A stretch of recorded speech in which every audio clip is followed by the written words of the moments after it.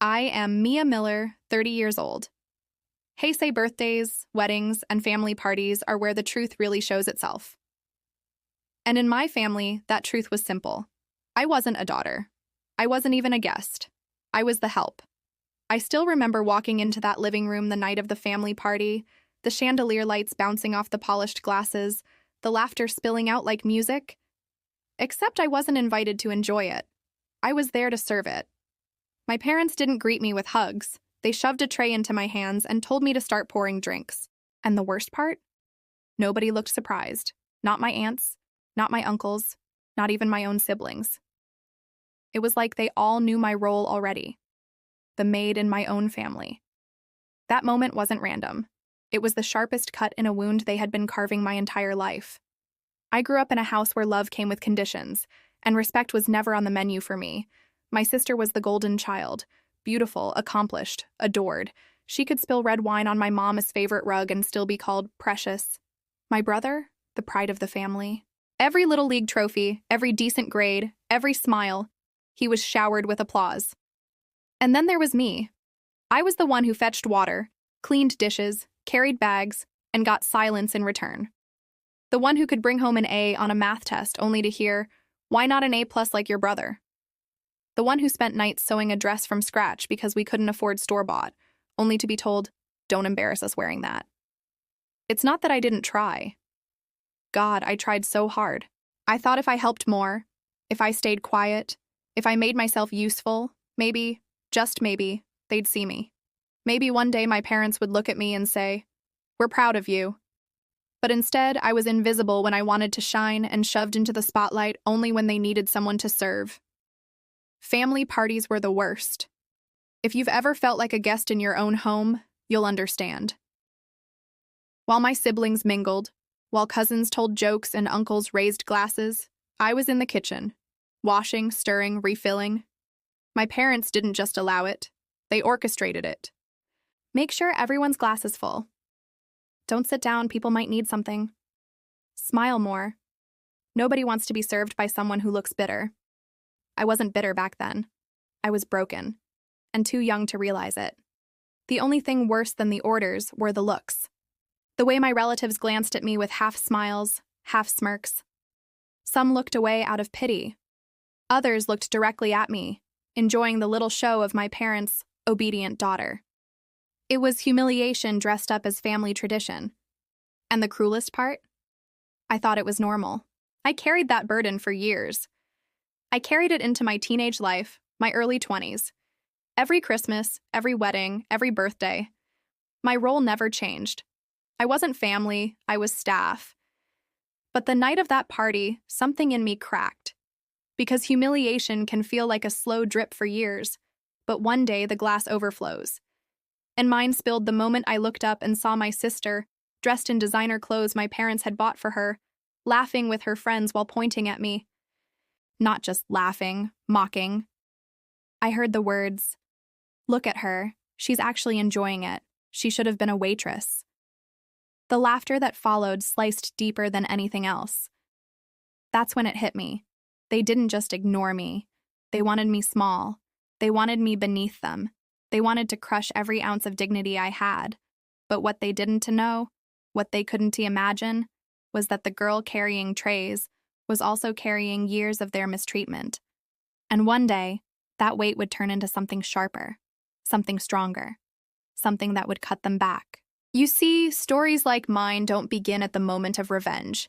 They begin here, in the quiet humiliation, in the overlooked sacrifices, in the little betrayals that stack so high they blot out the sky.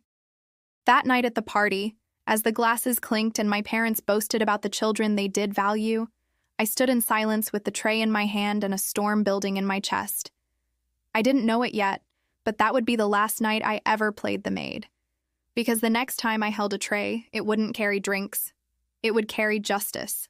You might think that being forced to serve drinks at a party was some shocking, out-of-character thing my parents did.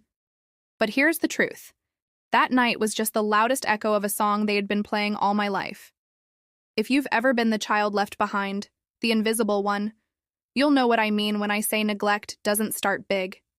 It starts small, and then it becomes the air you breathe. When I was little, I learned early that birthdays weren't about me. My sister's parties, extravagant. Balloons, cakes taller than she was, mountains of gifts. My brother's milestones, entire family gatherings just to clap for a single sports medal. And me? My birthdays slipped by like shadows. Sometimes a cupcake with one candle, sometimes not even that. One year, my mom forgot entirely. She told me later, "We were just so busy with your sister's dance recital." I laughed it off like I was fine, but inside something crumbled. How do you forget your own child's birthday? School was no different. When my brother brought home his report card, my parents pinned it on the fridge like it was art. When I did the same, I got a quick nod, maybe a distracted "good job" before they turned back to their phones. I remember winning a regional essay contest once, my first taste of real accomplishment. I came home clutching the certificate like it was gold. But when I showed my mom, she barely looked up. "That's nice," she said. "But don't brag in front of your sister. She's stressed about her college applications." And just like that, my little victory was buried under her spotlight. Even holidays, times when families are supposed to come together, had a way of highlighting my place in the hierarchy. Christmas morning was a cruel ritual. My siblings would tear into piles of presents, their names scribbled in careful handwriting on shiny wrapping. I'd have maybe one box, usually clothes, never what I'd asked for. Sometimes, nothing at all. And every time I'd smile, pretending it didn't sting, because if I showed pain, they'd call me ungrateful. But the neglect wasn't just about gifts or attention. It was deeper. It was emotional. When I got sick as a kid, I remember lying in bed with a fever while my parents rushed to take my sister to her dance practice. "She can't miss rehearsal," they said. "You'll be fine." When I fell off my bike and scraped my knees bloody, my dad didn't scoop me up or comfort me. He told me to stop crying and toughen up. Yet when my brother sprained his ankle, the whole house turned upside down for him. Ice packs, soup, endless sympathy. It was like they had an endless well of care and attention. But I was never allowed to drink from it. The cruelest part wasn't even their neglect. It was the way they made me feel like I deserved it. Don't be so sensitive. Stop comparing yourself. You should be grateful we even let you stay here. Little phrases, thrown like darts, sinking deeper each time. They conditioned me to believe I was less worthy, less loved, less important. By the time I reached my teenage years, I had mastered the art of silence. I learned not to ask for things. I learned not to expect hugs or praise.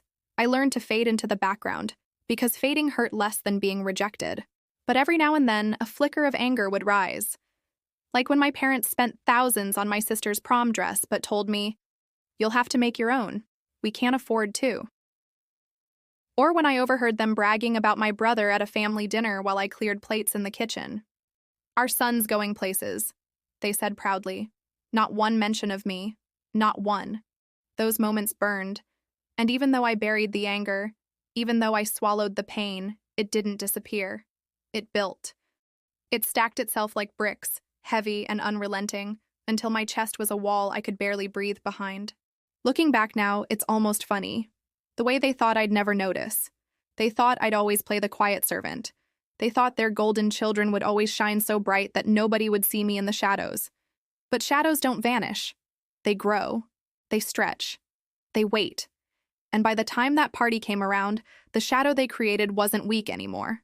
It was ready to stand taller than they ever expected. Because patterns of neglect don't just break you. Sometimes they sharpen you.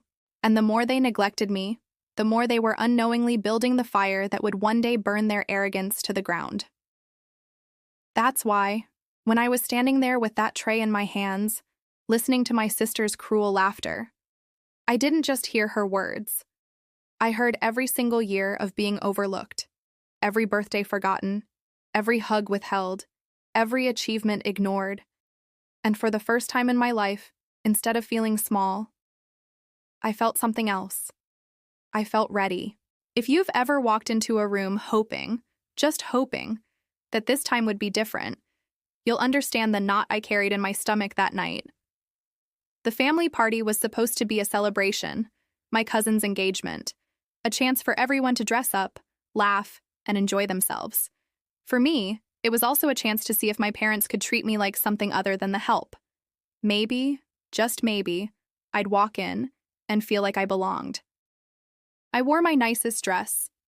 Nothing flashy, nothing extravagant, just something simple that made me feel like I had a place at the table. As I fixed my hair in the mirror before leaving, I whispered to myself, "Tonight will be different." But the thing about hope is that it's fragile. It only takes one cruel word to shatter it.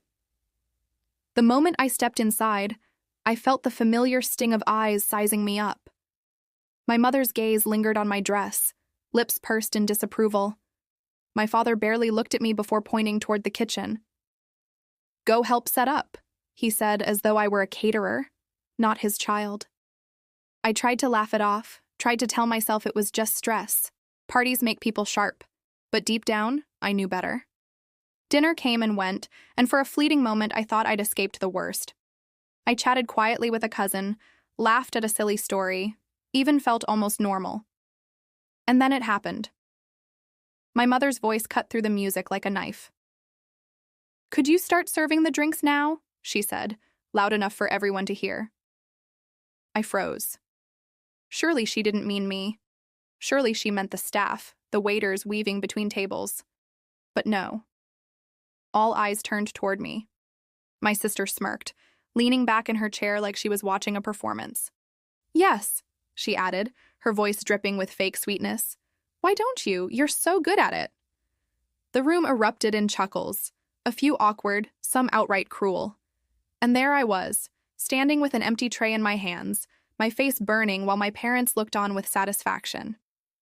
As I moved through the room, pouring champagne and forcing a smile, every humiliation from my past replayed in my head. Birthdays forgotten, achievements dismissed, Christmas mornings where my hands were empty while theirs overflowed. Each glass I filled was another memory of being invisible. Each forced thank you was another reminder that, in their eyes, I wasn't family. I was the maid. My hands trembled, but I didn't let a single drop spill. Not because I wanted to please them, but because I knew, even in that moment, that something inside me was shifting. I wasn't just serving drinks. I was serving silence, biding time, letting their cruelty echo loudly enough that even the guests shifted uncomfortably in their seats. But my sister wasn't satisfied. Cruelty rarely is. "Careful with that tray," she said as I passed her. "We wouldn't want the help making a mess, would we?" Her friends snickered, my parents laughed, and I felt my chest tighten, not from shame this time, but from something sharper, something stronger. Rage. Not the wild, uncontrollable kind, but a focused, steady fire that burned hotter with every smirk, every dismissive glance. It was in that moment, standing in the middle of that glittering room with everyone's eyes on me, that I realized they weren't just humiliating me, they were exposing themselves. Because guests noticed.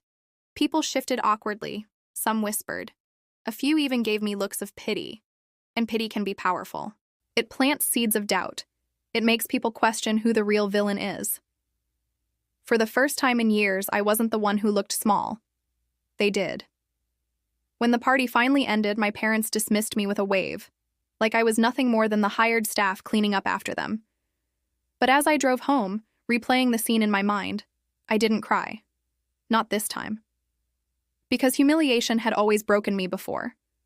This time, it had ignited me. They thought they had won, that they'd reminded me of my place. But the truth was, that night didn't cage me. It set me free. I decided then and there, I would never be their maid again. And the next time I carried something into a room, it wouldn't be drinks. It would be justice. There's a moment, after humiliation, when most people crumble. They cry. They break. They wonder why they weren't born into a kinder family. But for me, the night of that party was different. It didn't crush me. It carved something new inside me. Because as I replayed every laugh, every sneer, every champagne glass balanced on my tray, I realized something dangerous. They had finally underestimated me for the last time. The next morning, I woke up with a clarity I hadn't felt in years. My parents thought they had cemented my role as the family servant, but what they had really done was give me the fuel I needed to rewrite the script. For years, I had let them hold the pen. They dictated who I was, the forgotten child, the doormat, the maid. But that morning, I picked up the pen myself, and I wasn't going to write another chapter of suffering. I was going to write the prologue to their downfall. The first step was silence. I didn't confront them. I didn't lash out. That would have been too easy for them, a chance to paint me as the ungrateful child who couldn't handle a joke. Instead, I smiled at their texts. I nodded politely during short calls. I even played the part of the obedient one for a while. Because when you're building something that needs to hit hard, the worst thing you can do is warn your enemy. They thought they had broken me that night. What they didn't see was me quietly piecing together the shards, sharper and stronger than before. I started by pulling out old files. Inheritance documents, property titles, bank statements, papers I had ignored for years because every time I looked at them, I felt like an intruder in my own life. But now, those papers weren't just reminders of what they stole from me. They were weapons. And with every page I flipped, I began to see a pattern. Money that had been siphoned. Assets that had been gifted to my siblings. Loans taken out in the family's name. But strangely, my signature nowhere in sight. It was almost laughable. They had been so arrogant, so sure I'd never fight back, that they hadn't even bothered to cover their tracks. Still, I knew evidence wasn't enough. Revenge isn't about shouting the truth. It's about timing, precision, and striking when the stage is set. So, I made calls, quiet ones, to lawyers who specialized in family disputes, to old family friends who remembered certain promises made years ago, to accountants who could untangle the web my parents thought was too complicated for me to ever bother with. And slowly, a picture emerged. I wasn't powerless. In fact, legally speaking, I had more standing than they did. I had rights they had trampled on, and those rights weren't just abstract words on paper. They were doors. Doors I could walk through, if I had the courage. And after that party, courage wasn't something I lacked anymore. Meanwhile, my parents carried on as though nothing had happened. My mother bragged to her friends about the party. My father boasted about how well-behaved I'd been. My sister, of course, retold the story of me serving drinks, adding details, embellishing, making herself the queen of a performance she thought would last forever. They flaunted their victory. What they didn't see was me, late at night, reading every clause in the inheritance documents. Me, scribbling notes, highlighting lines, and imagining the look on their faces when those very words would one day corner them. The turning point came one evening when I stumbled across a clause buried deep in the legal language of my grandparents' will. It was something simple, almost invisible, a line about assets being divided equally, with no exceptions, no golden child clause, no, but only if they serve drinks, just equality. And in that moment, everything shifted. I wasn't fighting from behind anymore. I wasn't clawing at scraps. The law itself was on my side. For years, my parents' favoritism had been their weapon. But now, fairness was mine. From that night forward, my plan stopped being vague and became sharp. Step 1. Secure representation. I met with a lawyer the very next day, bringing a folder so thick it took us an hour just to flip through it. By the time we were done, she leaned back in her chair, her eyes gleaming. "You've got them," she said. Step 2. Prepare the papers. Lawsuit drafts, inheritance claims, demands for financial transparency. Every line of every document crafted not just for legal accuracy, but for impact. Step 3. Wait. Because revenge, to be satisfying, has to happen in the right room. And there was one place where the humiliation they had handed me could be returned with interest. In front of others. At the very next family gathering. That was the part that made me smile in secret. They thought they had silenced me at the last party, reduced me to the help. But the next time we all sat in the same room, I wouldn't be carrying a tray. I'd be carrying papers, not as a servant, not as their scapegoat, but as the person they had underestimated for too long. The days leading up to it were strangely calm. I went about my routine, answered their texts politely, even agreed to bring dessert to the gathering. On the surface, I was the same as ever. Quiet, obedient, easy to mock. But underneath, I was steel. Every smirk I endured, every condescending comment, every memory of humiliation, all of it became fuel. Because this time, I wasn't walking into their world hoping to belong. I was walking in, ready to end it. And when the day finally arrived, I looked at my reflection in the mirror, dressed not in something simple, not in something timid, but in the kind of clothes that said, I am no one's servant anymore. My hands didn't tremble this time, because I wasn't just bringing myself to that party. I was bringing justice. The funny thing about revenge is how quiet it feels in the days leading up to it. You'd expect fire, chaos, maybe even second thoughts. But for me, the days before that family gathering were almost eerily calm. It wasn't because I'd forgotten the humiliation of being forced to serve drinks. No, those memories lived in me like scars that hadn't healed. It was because I knew what was coming, and for once I wasn't the one walking into a trap. They were. When I arrived at the gathering, I carried myself differently. My sister noticed it first. She looked me up and down, her smirk twitching as if she couldn't quite put her finger on why I didn't look like her servant anymore. Try not to spill anything this time, she whispered as I walked past. I smiled, not with shame, but with a secret she didn't yet know. The night began predictably. My parents mingled with relatives, loud and proud, telling exaggerated stories that painted them as saints. My sister preened in her designer dress, reveling in every ounce of attention. And me? I waited, patiently, because timing is everything. Halfway through the evening, my father clinked his glass, calling for everyone's attention.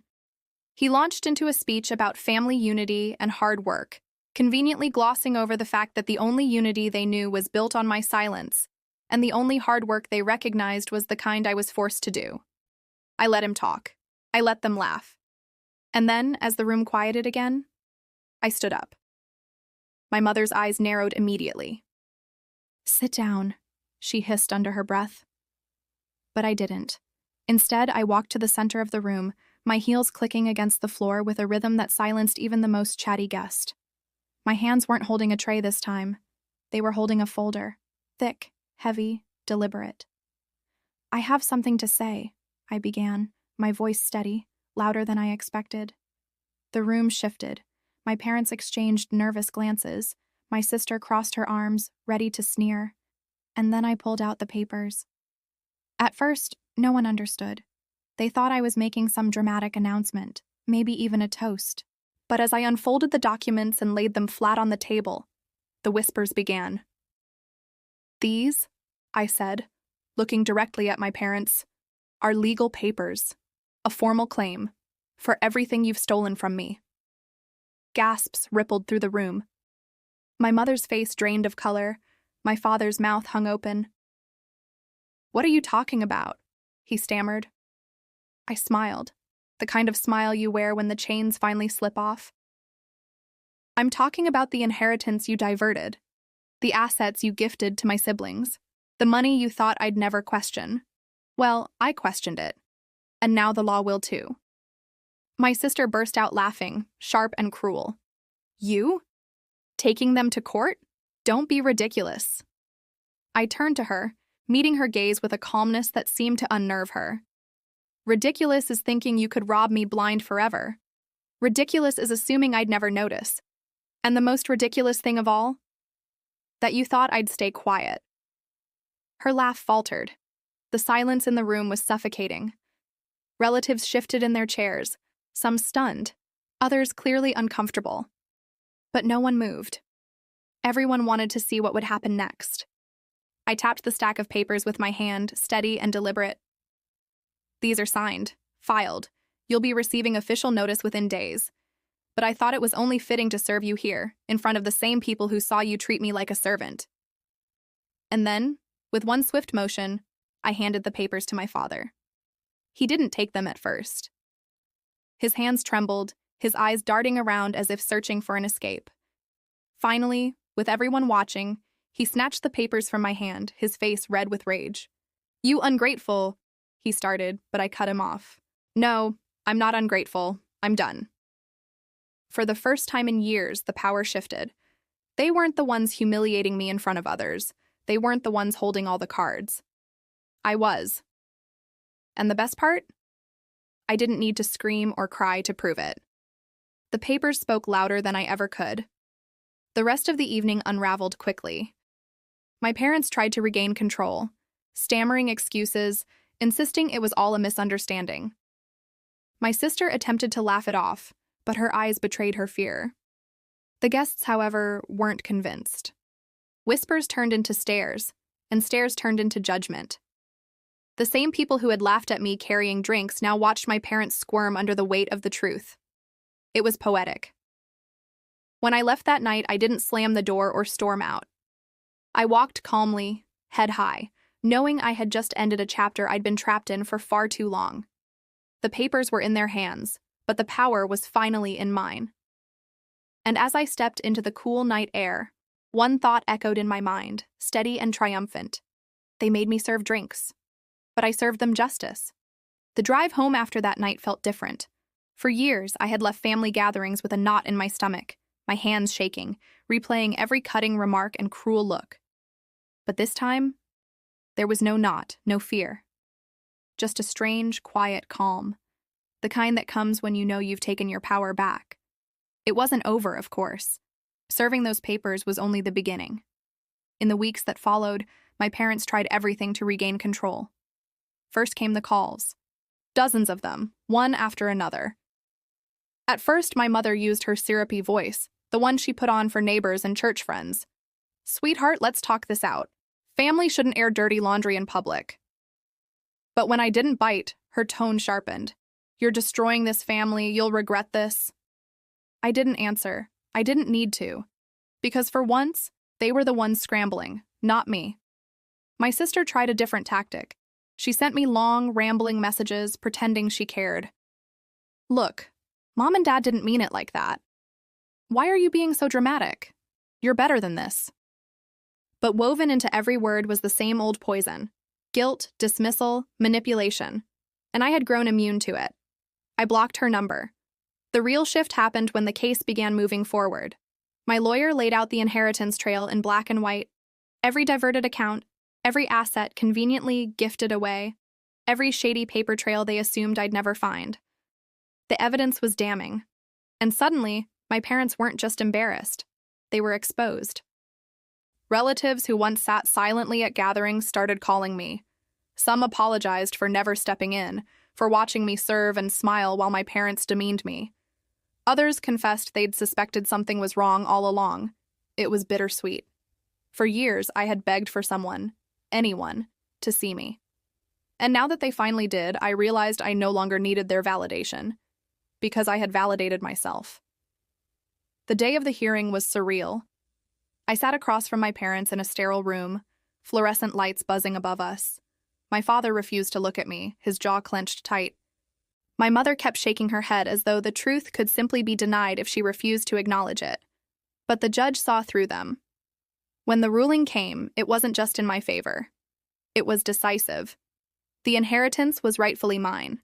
The stolen funds were to be returned, with penalties.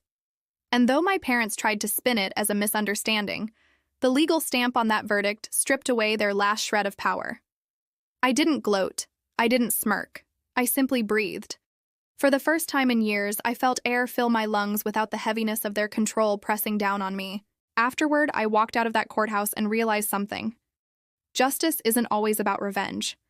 Sometimes it's about reclaiming what was always yours. Your dignity, your worth, your right to stand tall without apology. My parents still try, in their own twisted way, to paint me as the villain. They whisper to relatives about how cold I've become, how I turned my back on family. But I don't carry that weight anymore, because the truth is, I didn't turn my back on family. They turned their backs on me, long before I ever picked up those papers. Now, when I look back at that night when they forced me to serve drinks like a maid, I don't feel shame anymore. I feel gratitude, because that was the moment the scales tipped. That was the moment they taught me exactly who they were, and exactly who I no longer wanted to be. They thought they broke me, but all they did was give me the fire to fight back. And I did. To anyone who's ever been humiliated by the very people who were supposed to protect you, know this: silence only feeds them. The moment you speak, the moment you take back your power, they can no longer control you. I served drinks once, but in the end, I served justice. And maybe that's why I am telling this story now. Because if you've ever been treated like the servant in your own family, if you've ever been mocked, dismissed, or stripped of your worth, you deserve to know that your voice matters. You don't have to scream to be heard. You don't have to beg to be seen. You only have to decide that enough is enough. So if you've ever felt this way, like the outcast, the forgotten one, the one they thought would never rise, let this be your reminder. You are stronger than the roles they try to shove you into. And if my story resonated with you, I ask one small thing.